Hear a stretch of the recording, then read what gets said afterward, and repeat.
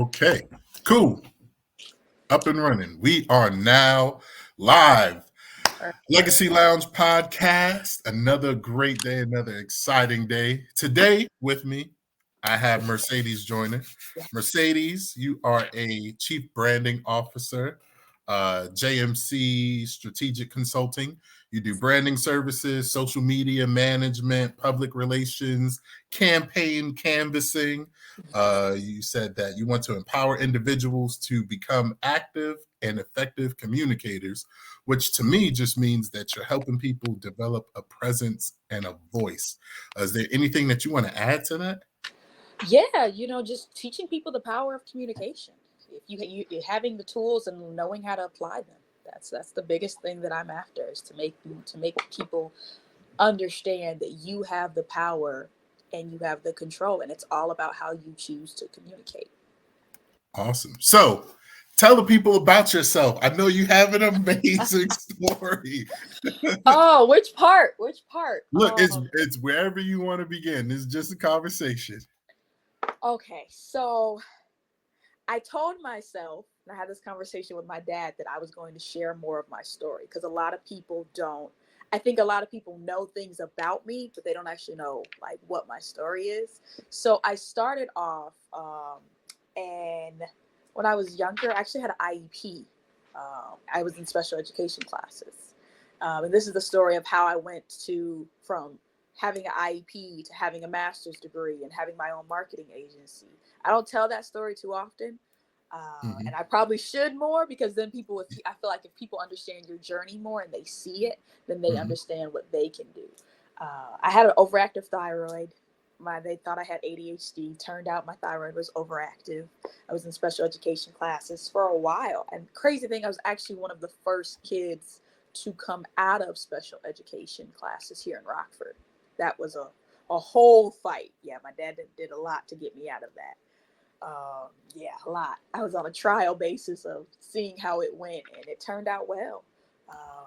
And it just What shows was that even like? It was. So when I was younger, I was a tomboy. Okay. Climbing trees, flipping on bikes, dares, all of that. I was probably like the complete opposite of what I am now. You would never believe it. And I was in a class. I remember when I first got put in the classes because I had moved from being with my mom to being with my dad because my mom got sick. And my dad was like, what is she? Why is she in these classes? He's like, what do you mean? And they were like, well, these are the classes. He's like, classes for what? They were like, well, children who have disabilities, your children who need, extra assistance. And he was like, nothing's wrong with her. She's just bad. And not like bad in the way of like, oh, she's a bad kid. But when I was younger, Yeah. I didn't listen to anyone except for my dad. I had a thing where if you weren't my father, I really wasn't really trying to hear what you were saying. Okay. And that's where the understanding of discipline and the power of you. My dad, I remember I was 8. I was 8 years old. And my dad, he's always been instrumental in having conversations with me as if I'm going to be an adult one day, because you're going to be an adult one day. Hey, And he shout had out a to Dad. yeah. And he had a conversation with me. He was like, listen, he's like, I know there's nothing wrong with you, and you know there's nothing wrong with you. And I know what you're doing. And I was like, I'm 8. What are you talking about? He's like, you are acting like things are wrong with you so you can have easier classes and play all day and all this stuff. And I was really doing this stuff on top of like having, the my overactive thyroid as well.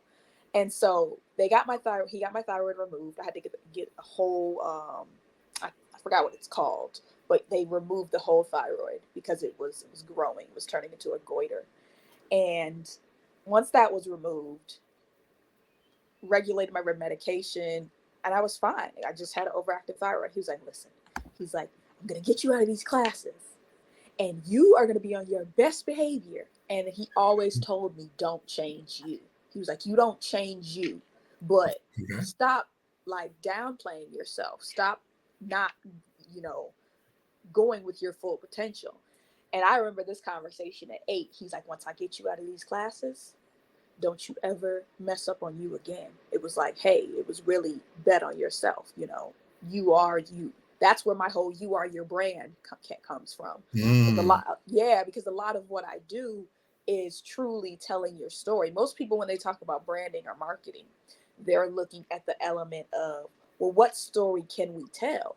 You don't have to craft a story. The story's already there, and that's what people forget, is to tell the story that is already there. So when I work with clients and I work with people, my goal is to enhance your story and take hmm what you already have and hmm put it out there.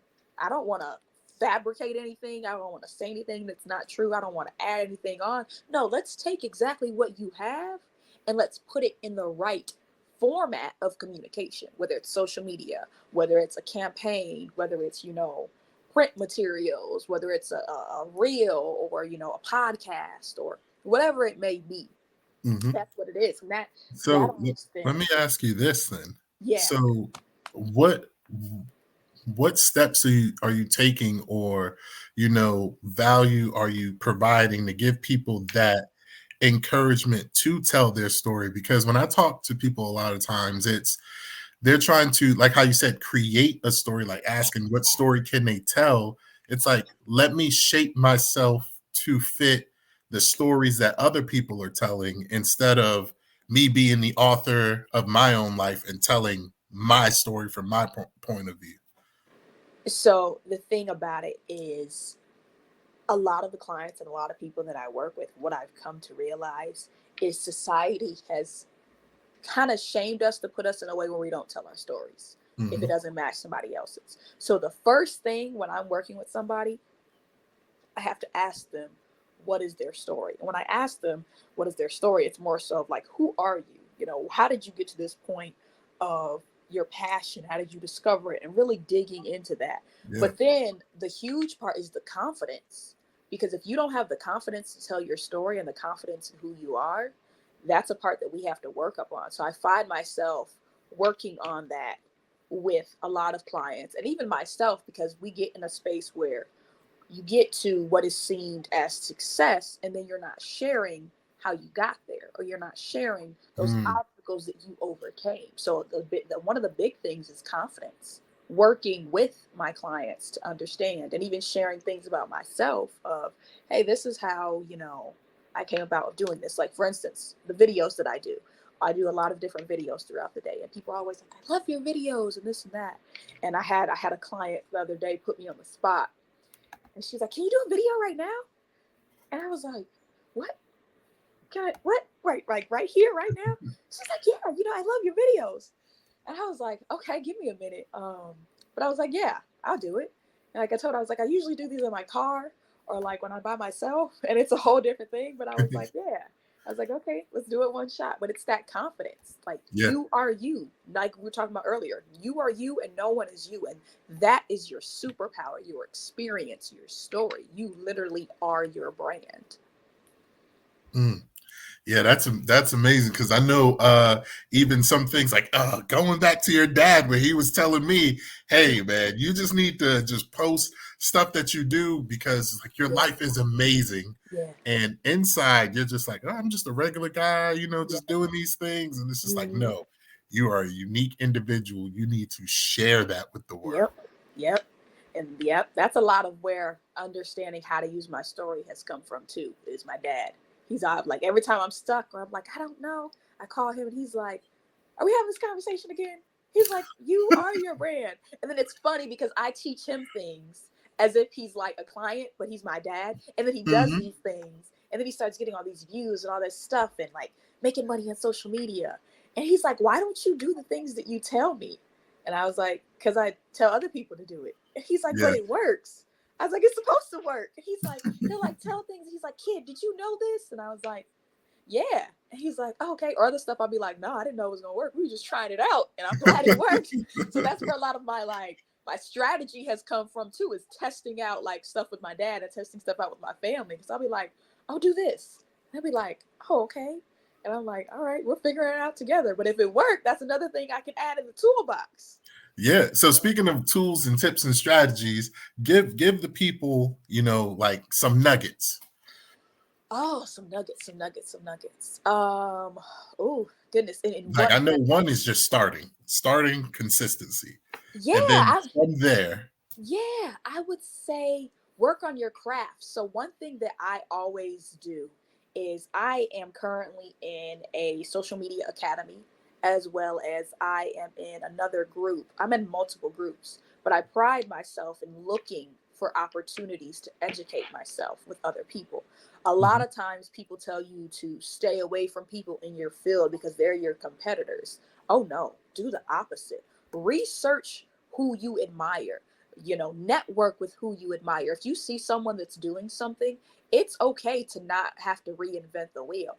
Ask them how they've done it, study how they've done it, network with them. There's a lady that I know, I completely admire what she's done, and I've reached out to her multiple times, like, hey, this is what I'm doing. And just be transparent about where you are in your journey, because everybody's journey is different.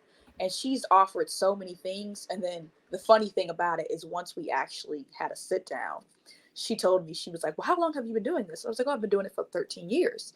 And she was like, we started talking, and she was like, you're more experienced than me. She's like, you all, everything that you know, she's like, I'm just now learning. And then I found out that some of the things that I was second guessing, I was right about. Some of the systems that I mm, had in place were things that she was establishing and that she was selling. She's like, jump on your path.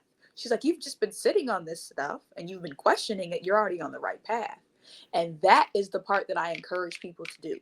Do your market research, do your competitor research, and just network with people, because then you'll find that you have so much in common with these people. And if these people can do it, why can't you? That consistency and that starting, that's what's going to get you through it. And on the days that you don't want to do it, that is when you need to do it the most. The days you don't feel like getting out of bed, the days you feel like, my clientele isn't growing, people aren't seeing me, those are the days that either you have something planned to already go out, or you keep pushing. Yeah. yeah, yeah. Because I say one of the things somebody told me recently is, if you want the greatest success tip I can give you right now is to master your morning. He's like, Yeah. most people, like, they don't have what they want is because the first decision that they make is hitting snooze on the alarm clock. Yep. So you Rather than didn't getting keep up. your word with that. And then now you go, okay, I already started the day with a loss. So now the rest of the day is Yeah. kind of downhill. But something that you said that stuck out to me was, saying like, okay, you've had the least amount of years and time put into the game with the person you were talking to, but you already have more knowledge and experience. And it made me think of, like, how do we identify our strengths, especially if we may be starting out, we're young, we look at and we see older people and we think, oh, they got it all figured out, not realizing that sometimes we have more knowledge than they do. Yeah. Yeah. Um, so that it's funny that you say that, because that's something that I actually struggled with. Um, I don't want to say that I currently do. I've kind of moved past it a little bit still, Mhm. have moments, but I'm in an environment where a lot of the people that I work with are either 2 to 3 times my age. Um, Oh, yeah. yeah. Yeah. And I'm in an environment where either sometimes I may be the only Black person, I may be the only woman.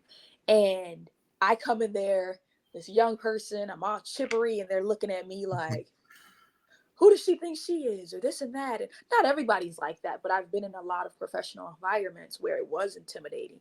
And I've Mhm. always had to go back to what my dad is telling me: don't change you, don't change you. And sometimes what we don't realize is, even though they may be older, age does not equate to wisdom. And neither does experience. And I know some people are gonna get mad at me. I know I'm about to ruffle some feathers. I know I'm about to ruffle some feathers. I know I'm about to ruffle some feathers, and that's okay. But your age does not make you wise, because you have a lot of people who are older who have Mhm. terrible lives, who have made absolutely every mistake that they did not have to make. And what I mean by that they did not have to make is they were actually given the tools. They were actually given the knowledge. They had everything that they need to have have. They had those tools in their toolkit. They either chose not to use them, they didn't want to use them or they used them too late. And then Mm, you have people who didn't have the tools but figured out how to use what they had. mhm. So that's why it's understanding that your age does not equate to wisdom. And I've been in so many environments where people are like, I'm on a in an organization, and I'm the youngest person on the board, youngest person, only black person. And they were talking about some things, and the president of the organization, he's like, Mercedes, I want to know what you think. And when you get called out, and you're the youngest, and you're like, whoa, okay, hold on. He's like, just give me your transparency, based on your experience. Like I told him, I was like, what the decision that you guys are about to make, I don't think is a good idea. And I went on to explain why, and Mhm. from a branding and a marketing perspective, because a lot of the times we're thinking from things of our perspective and our lens and our experience.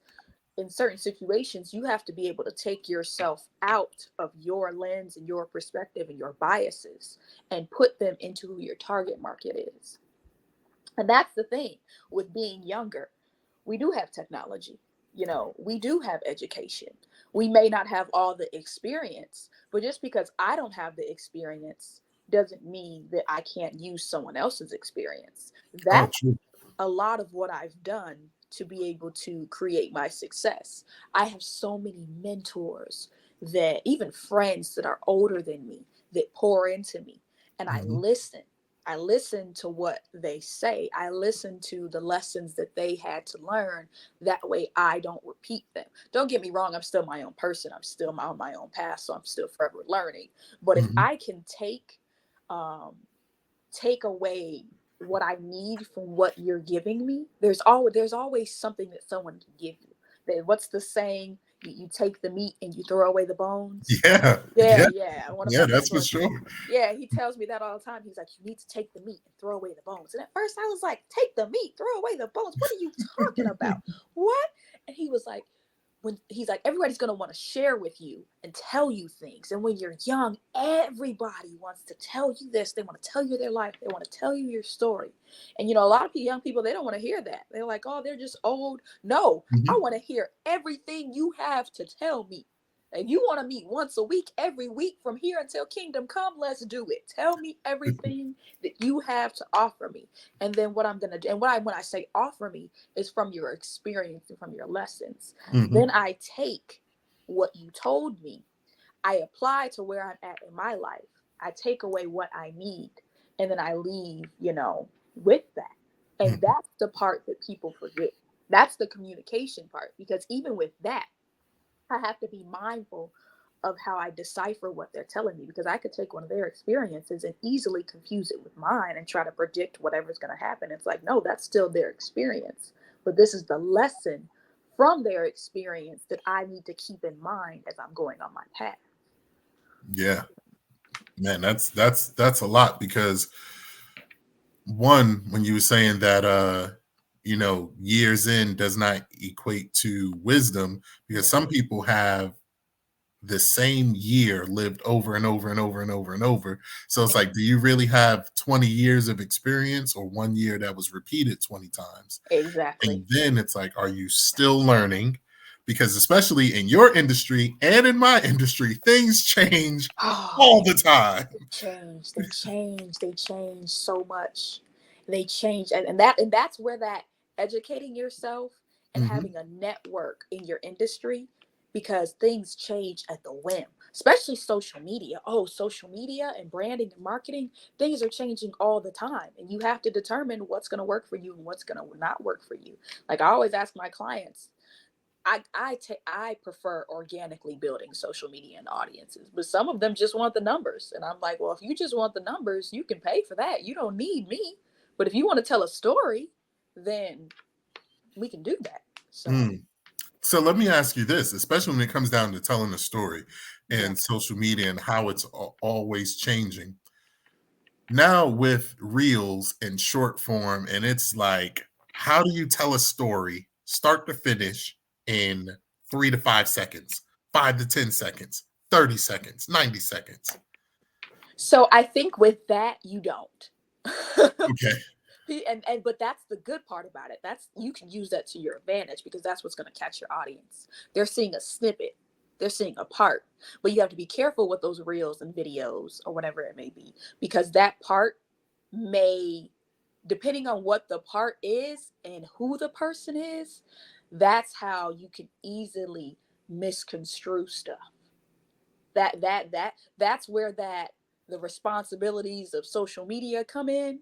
Mm-hmm. Because if you post the wrong clip, if you say you have a 10-minute video, everybody's taking their long videos and chopping them up now and posting them as content, which is great. But if you post the wrong part of that video and a person only sees 20 seconds of that or 3 to 5 seconds of that, and it's not the best, or they don't have context of what the conversation is, Yeah. oh goodness, that is a whole fire that now has to be put out. And Mm-hmm. depending on the industry that you're in, that could be detrimental. It could be the Yeah. end of your career. Yeah. So do you have any like tips or guidance for people when it comes down to reels? Yes. When it comes down to reels, I think the biggest thing is first establishing what your goal is and knowing who your target audience is. But then also what your non-negotiables are. Like, what are things that you want to stay away from? What are things that you don't want to be associated with? A lot of times people are just posting to post, and Mm. that can work, but it doesn't, it's just content. It's just out there floating in the air. So you really have to determine, who do I want to target and who do I not want to target? And not as in, like, I don't want to work with them, but what are the things that you want to stay away from? What are the things that are not a part of your audience? They may be able to be a part of your audience in a later time, but who is your audience?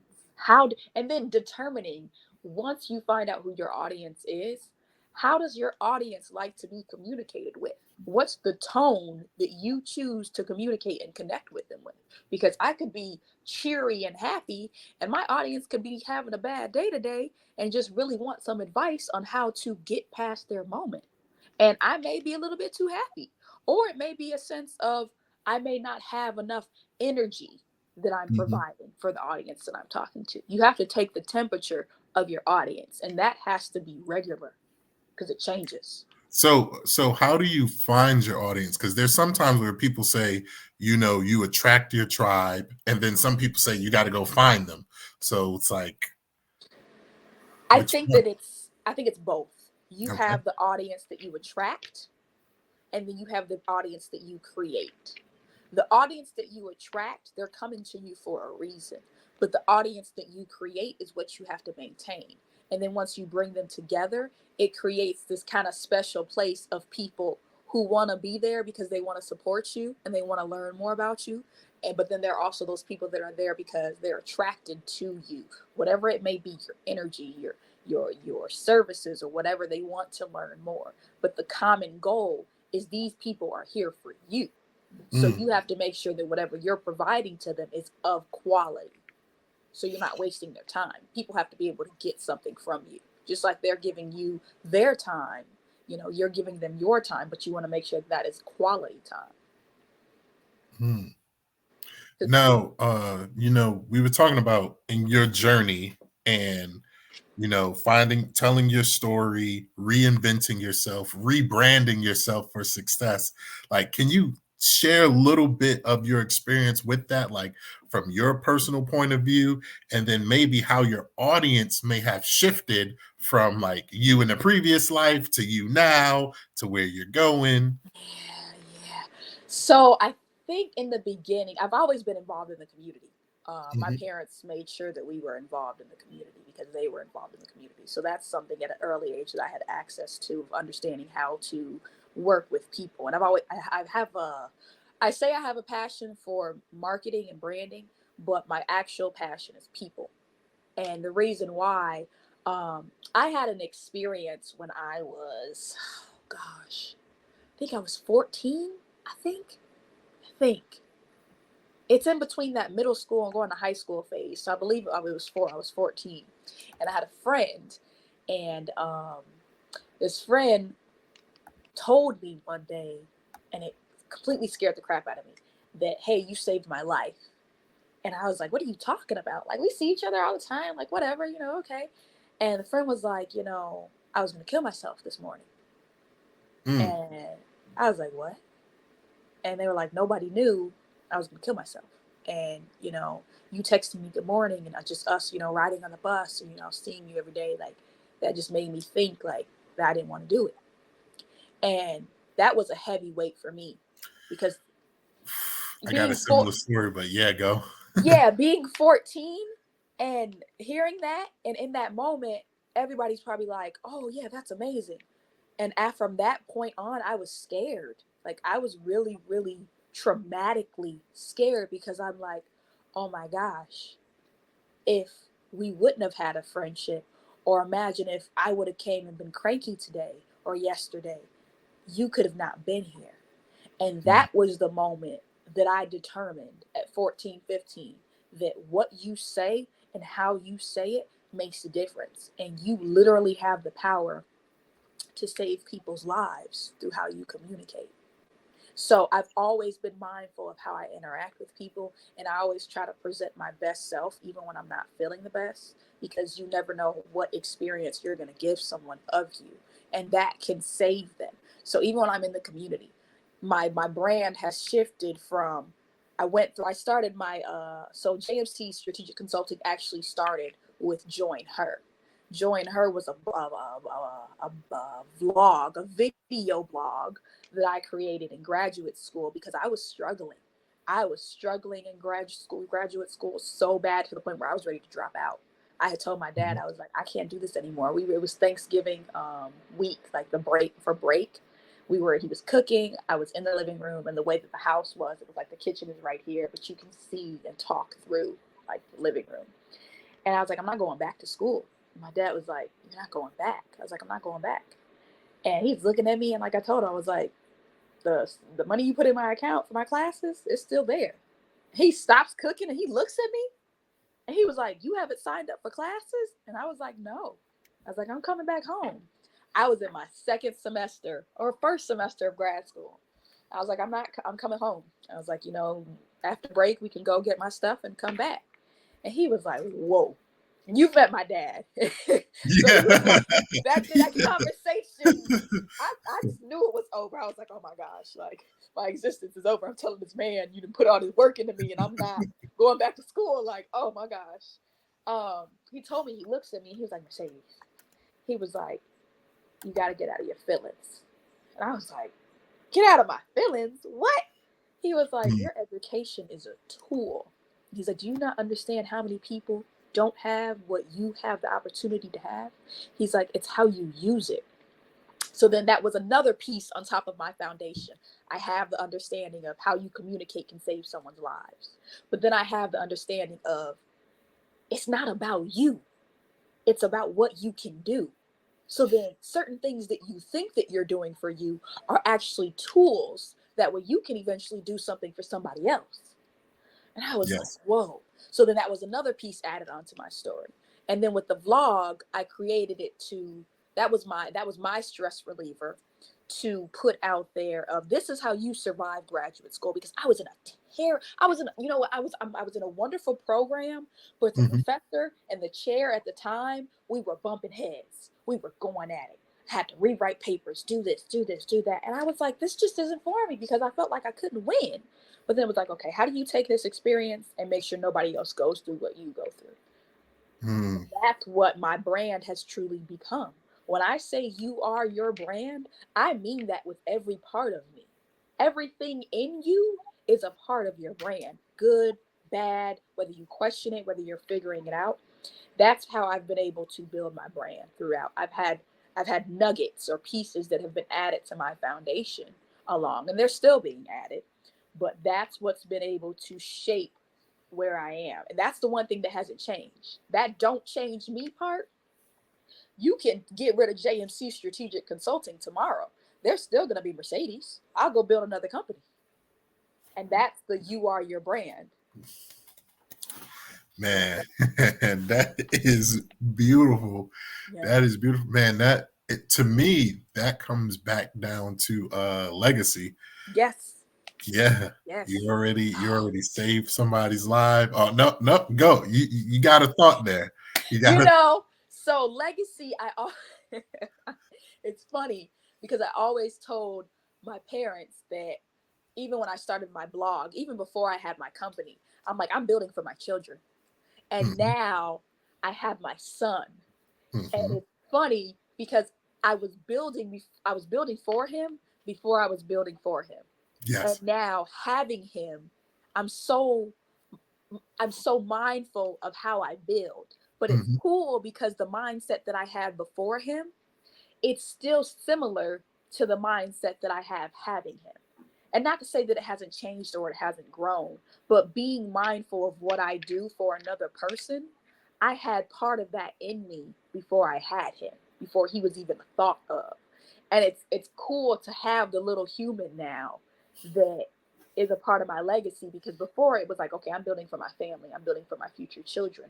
I have, my grandparents, my parents, they're part of my legacy. And the crazy thing is, when we talk about legacy, we always think about who comes after us. We Mm-hmm. don't talk about who comes before us. Mm-hmm. The Like, roots. The exactly. roots. Like, that's the reason why I'm here. So even Mm-hmm. though I'm their legacy, they are my legacy, because that's my lineage. That's where I come from. And even with my son, I remember he was 3 months, and there was the Black Scholarship, the Black Winter Event Gala. And I took him. He was 3 months old. I mean, fresh. And this was like, oh, a little bit, I think either before or after COVID, something like that.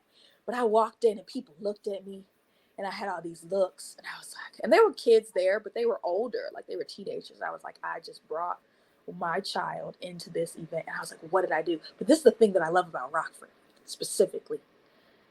Most events I have taken my son to since he's been 3 months, and he's 1.5 now. So Yeah. when he goes to events, he'll have a suit on, he'll have a tie, Yeah. or Yeah. he'll have an outfit, and he knows how to act and network with people. And he's only little, and like he smiles and like he's talking now, but he's been at the table. I always say he's been at the table since before his birth, because I was at tables and he was inside of me. So it's Mm. like, this is your environment. You know how to be around people, you know how to be in professional spaces. But that's legacy. And oftentimes people don't want to take their kid to an event, or people don't want to expose their children to that, because they don't know how their people are going to judge them. And I thought people were just judging me. I was a new parent. Me and his dad were there, and we were dressed up, and we had the baby, and we were like, and I was like, when we left, I was like, what did we do? I was like, we just took our son. I was like, maybe we shouldn't have brought him. And then no, when we were walking in, I was like, maybe we should just like go drop him off at the babysitter. He's like, we're here now. And then we walked in, and it was just amazing, because the love and the engagement. He was only 3 months. And I'm intentional about the events that I take my son to.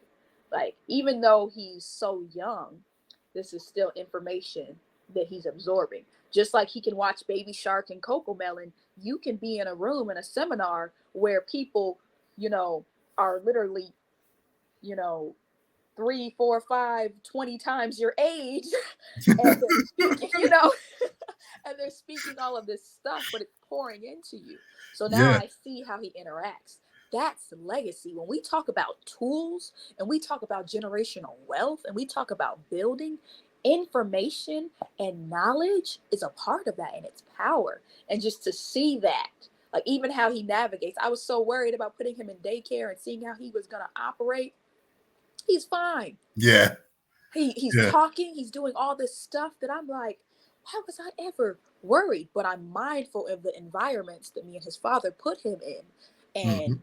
And that's the intentional part. That's the legacy part.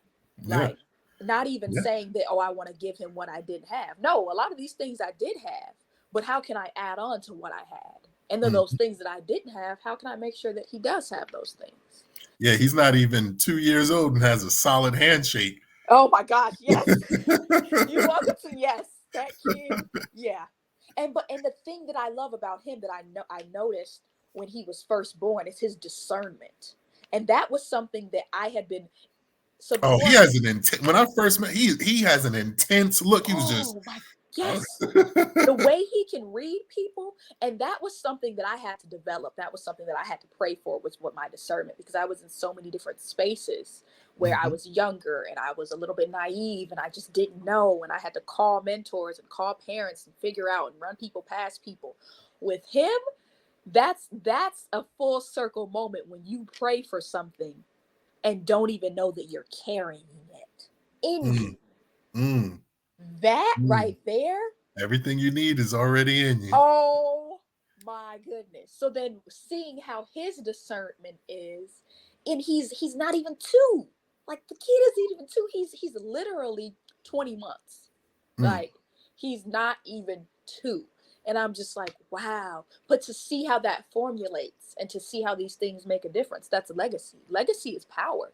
And you have the power to be where you want to be. It's all about your mindset and what you tell yourself and what you Mm-hmm. pour into yourself. And Mm-hmm. every day I'm really big on, I listen to music and stuff, but I had switched back and forth because I listen to podcasts, I listen Yeah. to, YouTube, I listen to all different type of things, audiobooks.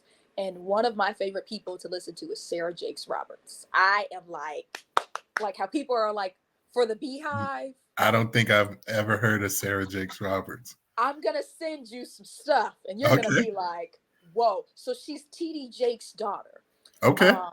And the way she talks about, turning chaos into your power and triggers and all these fads that we have going on in the world. And I was like, oh my gosh, like there's so much Mm-hmm. just power in what she's saying. And Mm-hmm. it resonates because you'll be thinking something or you'll be feeling something and then you'll be doubting yourself. And it's like everything that you need is already in you. You got to get out of your way. Stop self-sabotaging. Stop doubting yourself. And just understanding what you pour into you is what's going to come out. Your soil, your Ooh. soil has to be fresh for you to grow. So it reminds me of a conversation I was having recently about serving people and sabotage. So there's a few things you said. You were saying being intentional about the events that you're going to and having discernment. That leads into knowing when to say no to things. Whew. And then the other thing about serving people is I realized for me, like I need to be more of myself and just amplify myself so I can have more of me to pour into other people instead of Yeah. sabotaging myself, thinking that I'm serving because really I'm looking for acceptance. Mm. Whew. Yeah. You got to take this somewhere. You got to Look, take this somewhere. You got to take this somewhere. and let's go. Oh man. So that was something that I I I struggled with. Before my son, I didn't know how to say no. I'm not going Mhm. to say I didn't know how to say no. I didn't say no often. And when I got pregnant with my son, I had to say no. I literally had to sit down. And before that, I was at every event, every community event, because I was like, I want to get myself out there. I'm networking. My advice to anybody who is looking to network, don't you dare go to every event. Don't you do it. No, no, no. Because the most valuable thing that you have in this world is your time. And oftentimes we say no and we give our no's out unlimitedly and we spare our yeses. Mm-hmm. I mean, the other way around. We give our yeses out unlimitedly and we spare Mm-hmm. our no's when it should be the other way around. I had a mentor tell me, rather than saying yes all the time, let people know that, hey, I'll get back to you. Or let me sit on that, because the pressure of being a people pleaser sometimes, or the pressure of just being, because we're communal people, we like Yeah. people, we're meant to be around other people. The pressure of that will put you in a situation of you saying yes to something that you should have said no to, or that you should have thought about. And because you didn't have the time to think about that, you said yes to it, and now you're burnt out, you're doing things that you shouldn't have been doing. And the power of saying no, there's so much power in saying no, because then you have control of your time and you can have control of you, and you have to be intentional about what you do. Now, it's funny because people tell me now, I see you at so many events, I see you at so many things, and I'm like, really? Because I used to be at everything. Like before I had my son, I was 25 and out and about. nice car, driving. Only thing I had to worry about was gas money. And I was Hmm. like, let's go. Like, I'm going. And now I'm very intentional because I'm like, my time is valuable. I have to rest. I have a son who, he has to, who's going to need his mother. And I can't pour into other people if I can't pour into myself. And if I'm taken from myself and I'm taken from, what I have going on, that affects the people around me. That affects my clients. So Hmm. saying no is required. Saying no is necessary. And being intentional about where you go, let me tell you, if it's not an event that I'm intentionally meaning to be at, you will not see me at it. You're not just going to see me out for fun at an Yeah. event or just out doing stuff. I may have girls' nights, with my friends, and usually those are even professional. I may, go out to get some food, but you're not going to see me at everything. Not anymore. Absolutely not. There's power in your time, and there's power in saying no. Yeah, Um, you're clear on what you want and what's valuable to you. So one of yes. the things that happens when I sit down with my clients is I'm like, what is it that you want? And I hear, I want to be rich. I want generational wealth. And I'm like, okay, what is it that you want? Like, Yeah. yeah, I hear that's a great answer, but what does that mean For to you. you? Because there's tons of ways. Hey, teach me how to make money. There's tons of ways to make money. But what is it that you want to do? You want to know something? Hmm. Most people don't know what they want. And Yes. most people are afraid to admit that. Yes. The average person does not know what they want. The average person bases what they want off of social norms and social media, based off of what they think they should want.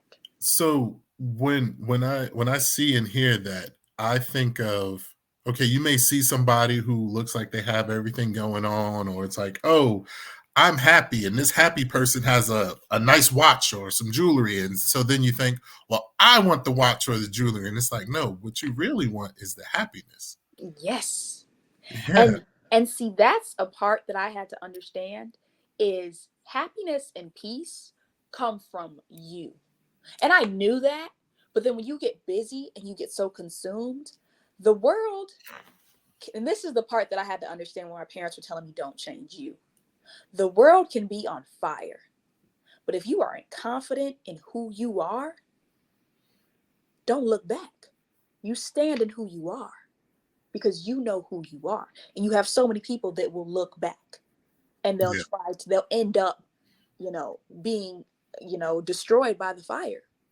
Where it's like the reality of it is you have to stand tall in who you are because there are going to be so many storms and so many obstacles. And you have to have your foundation. So many things and so many people let other materials go into their foundation. So when Hmm. you let other materials go into your foundation, it's like mixing concrete with the wrong materials. It's not going to mold the way that it needs to. If you don't have the right materials and the right things, your foundation isn't going to be steady. That's exactly how I look at finances. And I'm Yeah. like, you want to do this, you want to invest in this. And it's just like, let's Yeah. get the foundation set. Yeah. Let's not build our house from the roof down. Let's And build it from the ground up. that's also a similarity in branding and marketing is you have to have your foundation. You can't just, oh, I want to put this out and I want to put this out. Okay, but what's your brand story? What's your Mhm. foundation? Who are you? Who is your organization? What do you stand for? What are your morals? What are your values? See, people don't think social media comes back to that because they People don't see think everything. finances come back to that. Exactly. They don't. Mhm. They don't think about that. But it's all about your foundation. Yeah. Yeah. Yeah. So then what are some things that people can do to develop a solid foundation? Because a lot of my clients tell me, like, oh, I thought we was just gonna talk numbers. Like you're getting into family dynamics, psychology, like my Oh, history, like this is turning into therapy. And I'm like, well, yeah, usually there's trauma associated with money and behaviors. And I could tell you to do this, but it's like, why would you actually do it? Like, yeah. there's a lot going into that. So, one thing that I would say, um, use your trauma and use your triggers as a trail. How you talk about Mm. trauma ties into money, so do triggers. And the same thing can happen with branding and marketing. I know people are probably like, wait, where are you going with this?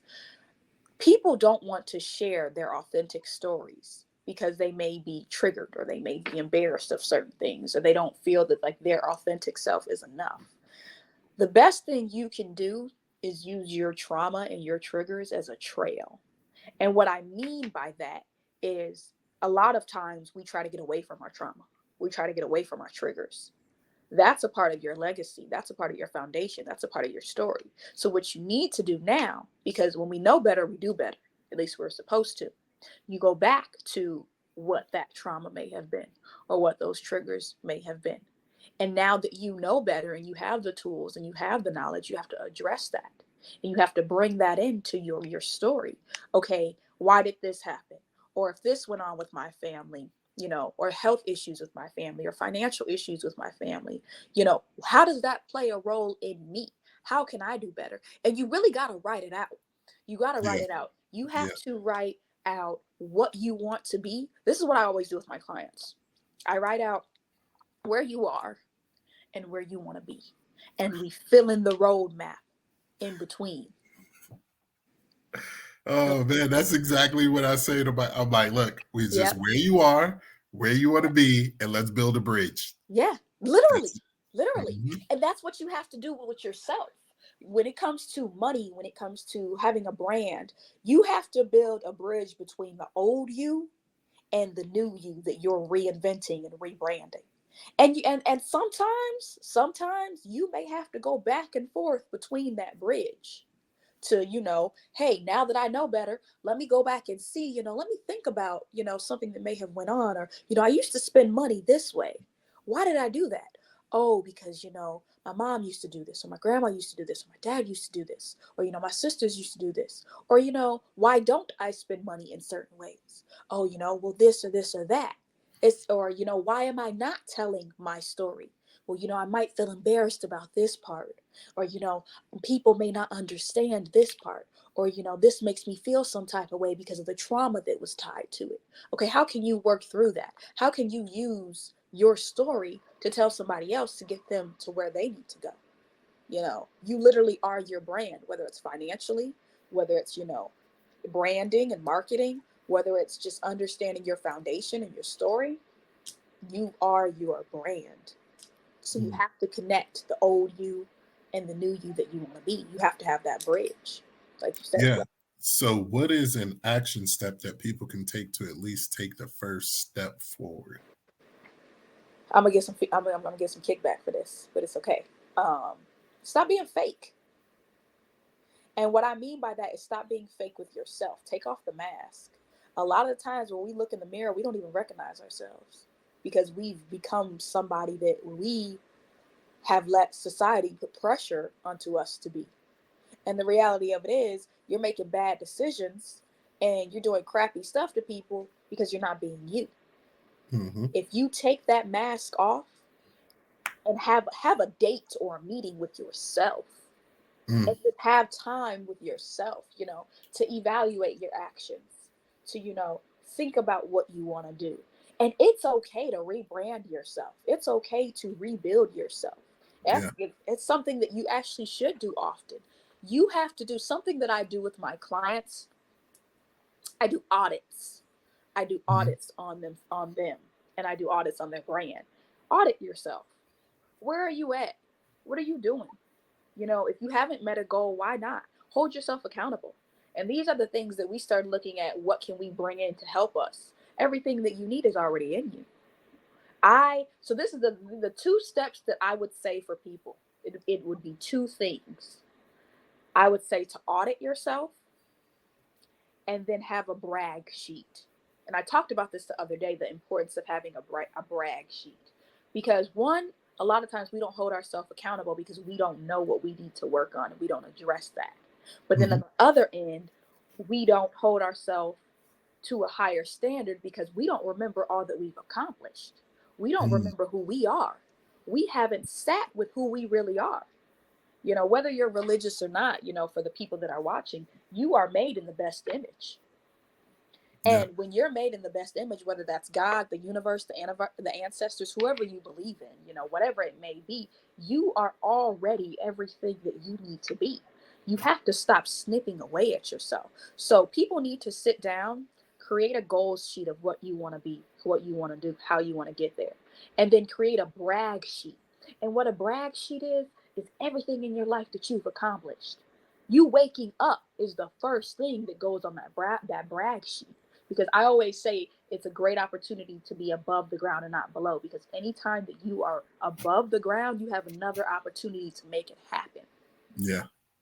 So just, yeah, I would say audit yourself and make a brag sheet. Yeah. Every day you get a choice and another chance. It's like, what are you going to Exactly. do with it? I like the concept of a brag sheet. It reminds me of David Goggins, where he says he has the mental cookie jar. And in that mental cookie jar, it's just like when he's feeling down or, needs that extra boost, it's just, hey, I remember back to everything that I've already accomplished, and just gives me the courage to just keep going. So, yeah. Yeah, that is powerful. Like to actually write that out. And the power of writing it out. Because sometimes that's a mental thing. You're writing it out. So now you're reading it, you're writing it. The memories are coming in your head of what you have accomplished, because we can be our worst critics. Oh my goodness. I'm so hard on myself. Oh my goodness. If people really knew, they would be like, chill out. I've had people actually tell me that, because I can be my worst critic. But it's like, okay, hold on. You've done this. And then the thing about the brag sheet is go to other people around you and be like, hey, what is it that you like about me? Or what is it that I've accomplished in your eyes? And put that on your brag sheet, because sometimes we don't see ourselves in the best light. Like I'll be having conversations with my dad, or I'll be having conversations with my aunt, and I'm like, I don't know if I can do this. And they'll be like, dude, do you know what you've done? And I'm like, what are you talking about? And then as they start listing stuff that I don't remember. And I'm like, oh. I'm like, how did you? Oh. But then seeing yourself, how other people see you, can really be a good thing. Yeah. Yeah, that's something that my team and I were discussing. And it's because it's something that happens even in my life on a daily basis. The things that I think is just regular, average to me, and people just like, no, that was extraordinary. Like you really got to realize what you have. And then like it's told to me, and then I tell it to my team. And I'm just like, I still need those reminders, the people to tell it to me so I can keep passing it down. But I'm like, I realize it's something that a lot of people I know, just amazing people. And it's just like, why are we not shining our brightest self? The crazy thing is, if people really operated in their best self, and then in just shining that light on themselves, the way that the world would change. Yeah. Like imagine you wake up and you're like, yes, this may have happened, but you're looking at it as the glass is full and not empty, and it's like looking at the opportunities and just being grateful. We have to really start our days off with being grateful. That's a part of the foundation. And sometimes people forget that. Like there's so much going on in this world that it's scary. And you just got to make sure sometimes that you're not a part of certain things or a part of it. It goes back to that discernment you was talking about. Man, discernment is the best tool that you could have, because discernment is going to allow you to put boundaries in place. Discernment is going to allow you to say no. Discernment is going to allow you to hold yourself accountable. See, we always talk about discernment when it comes to other people. You also have to develop discernment when it comes to yourself too. That discernment with yourself, there are some days where I'm like, hey, I have to have conversations with myself where I got to check myself sometimes. Like, hey, what are you doing?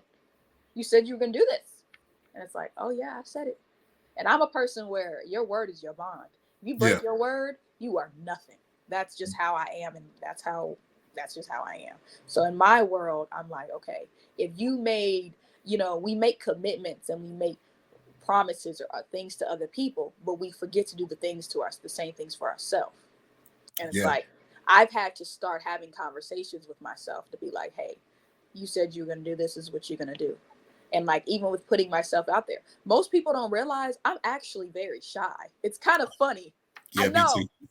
And that's the thing. That's the thing that people don't realize, because they see us talking so much and they see us at so many things. And it's like, there's a part of me that's kind of introverted. They were called ambiverts. Yeah, I was the quiet kid in the corner. Like, and see, I was the kid who was running around screaming, doing all that stuff. But as I've gotten older and I've worked in different areas, there's a part of me that has become more reserved. So I even, and working in the community, in the political world, I've taken on a role of observing more. So that caused me to be a little bit more introverted. So then when people, they don't hear you talking, or they find out that you have a shy side, they're like, what? Like, people, I've had so many people that be like, well, you can just go do it. You just go get up and say something. Okay. I mean, not that I can't, but you just put me on the spot, and now anxiety is raising, and I'm like, oh my gosh, like, hold on a minute. Wait, you want me to say something? And not that I can't find the words, but it's like how we were talking about earlier, having to have faith, but then also planning and organizing.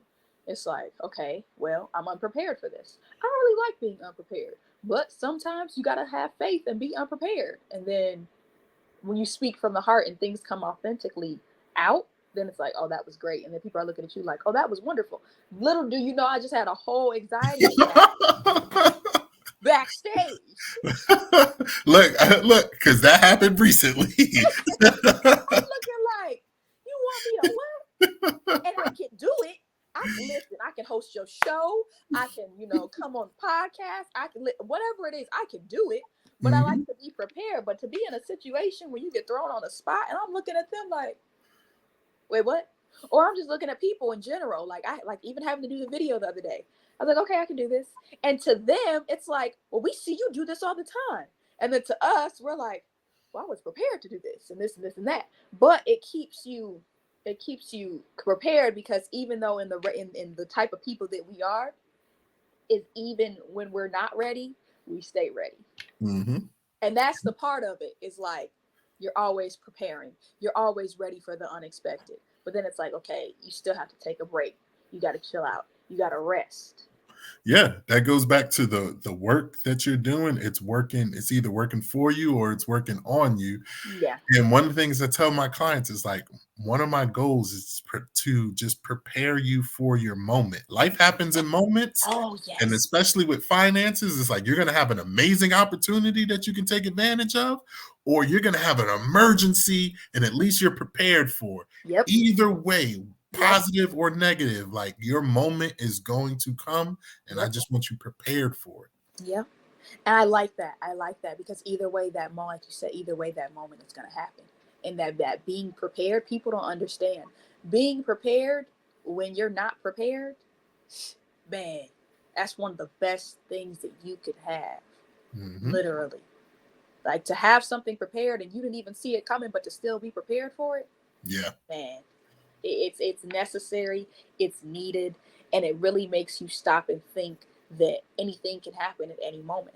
And although you can't be prepared for everything, there are so many things that you can put preparation in place. Yeah.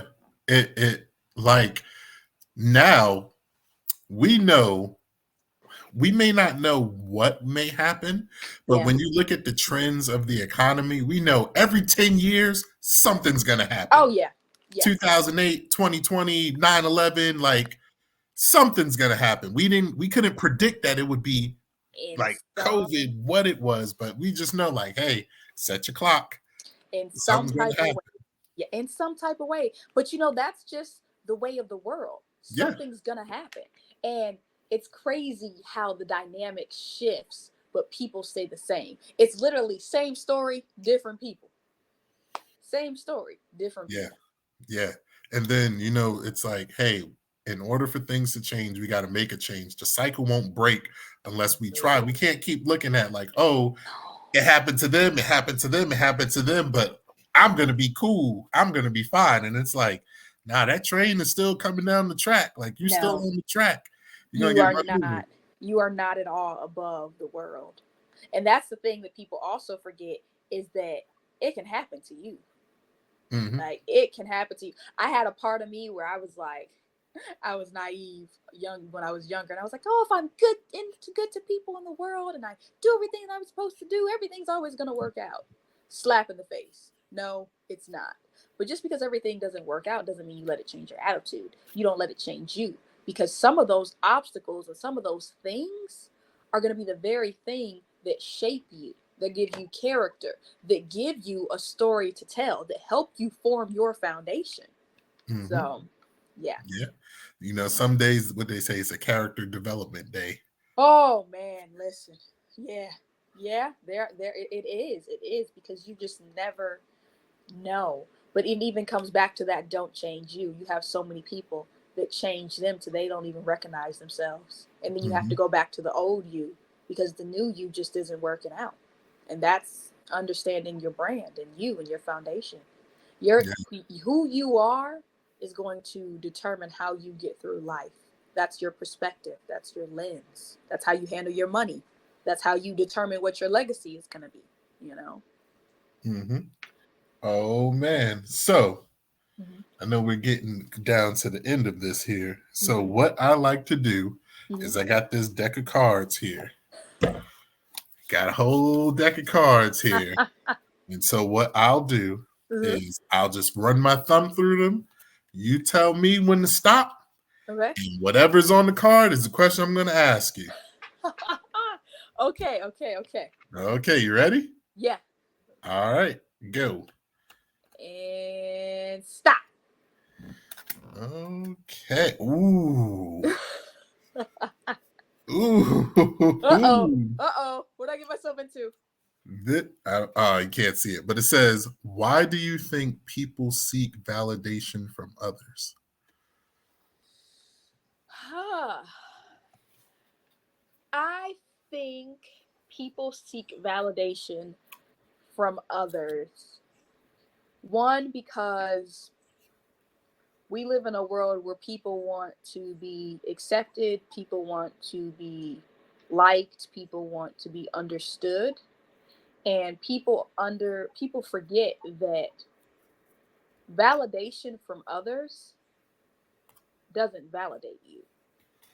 And what I mean by that is another person is validating, you're wanting validation from another person who has a complete different experience of you, a complete different mindset of you, and may not even know who you are. 9 out of 10 doesn't know who you are. So you're wanting acceptance or you're wanting validation from an outside source.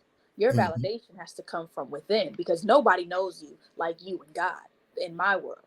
Nobody knows you like that, whether it's universe, God, ancestors, nobody knows you better than Mm-hmm. your creation and better than yourself. So looking for validation from an outside world is because we have so many outside sources that affect us. But that's where peace and happiness and not changing you comes into place. So I would say, yeah, that would be why people Okay. want validation. And then one last question from me that just popped in my mind. So let's say you have 80-year-old Mercedes. You Whew! know, she is done amazing things in life, like your ideal self. You know, you may be a grandparent, great grandparent, you know, tons of knowledge, experience, wisdom. What would the 80-year-old version of yourself, what advice would she give to you now today? Oh, 80-year-old me. 80-year-old me. 80-year-old me. What would I tell myself? Mhm. You done seen it all, done it all, been it all your dreams, you hit the highs and lows. Oh, I would tell myself, um, stop caring. Ooh. I would tell in the most nicest way to say this on here. I would tell myself that drop it all, risk it all. Because at the end of the day, one thing I am solid in is me. And Mhm. I know the power of me, but I know the power that's backing me. So, understanding when you know yourself, we let things and distractions get in the way. I think 80-year-old me would tell 29-year-old me, stop getting distracted by things that don't matter and people that don't matter. Because if you want to matter, you can't worry about what doesn't matter. And understanding that my purpose is so much greater than I understand. And even though I don't fully know all of that, and I don't have all, because I'm a person who likes to know. And we know in this walk, you're not always going to know. Oh, yeah. I just got hit with that recently. Yeah, you're not always going to know. 80-year-old would 80-year-old me would say, faith it. Not fake it, faith it. Like, have so much belief in you and who you are meant to be and who you are walking into the person and the purpose that you are, that you don't let anything disturb you. Nothing, nobody. You make it happen. You make it happen, but you make it happen without the distraction. You make it happen without the doubt. Stop wasting unnecessary time. That's what 80-year-old me would say. Hey, that's a powerful message from the future. Yeah. Yeah, man. I cannot wait for that moment. 80-year-old Mercedes, we go pull this back up, dig it out of the ground and whatnot. For real. You're like, remember back in 2024, we had this little conversation? For real. Oh, man, talk about legacy right there. Man, looking at it to see how that walk went. Yeah. Now, that's gonna be amazing. Question. What about you? My 80-year-old self would say, go all in, surrender, be vulnerable, have the ability to see people and be seen. Ask for help. You don't have to do it all yourself. Yeah. You don't have to be a superhero. Build a team. You know, and just let people know that they can do it too. There's nothing super extraordinary about you. Just keep going. Like you said, faith it. And inspire other people as well. Yeah. Like that. Yeah, man. Oh, we got a lot of work to do. We make it happen. Let's go make it happen. Well, for everybody watching this, whether they watched it live or the replay, Mercedes, where can they find you? How can they contact you? Yes. For everybody watching, or if they're watching the replay, you can contact me and find me on Facebook at Mercedes Joyner. I have a personal page and a professional page. Also, JMC Strategic Consulting. .com. And then if you're looking to get in contact with me, you can either email me at mjoyner, Joy with a Y, N-E-R, at jmcstrategicconsulting.com, or you can give me a call. I just switched to having the personal number to the business number. So, let me give you guys my business number. That way the personal number isn't blowing up. You can reach me at 312-725-9388. That is my business number. And if you're watching this and you have my personal number, you have it for a reason. So you can use it. So, yeah. All right. Any last thing you want to leave with the people? Yeah, don't change you. You know your best self, and you may not be operating in that now, but there's a part of you. You always know you. You always know your foundation, and you always come back to your foundation. And that's where it starts. That's where it's going to end. And just make sure that you are pouring into yourself the necessaries to have that foundation as solid as it can be. Yeah, definitely pour into yourself, because as I always say, life happens in moments, and you need to have yourself prepared for your moment, because at the end of the day, everything that you do, your legacy is on the line. Absolutely. And with that, we are out. You people have a lovely day, and we'll catch you on the next one. Thank you. Bye-bye. Oh, yeah.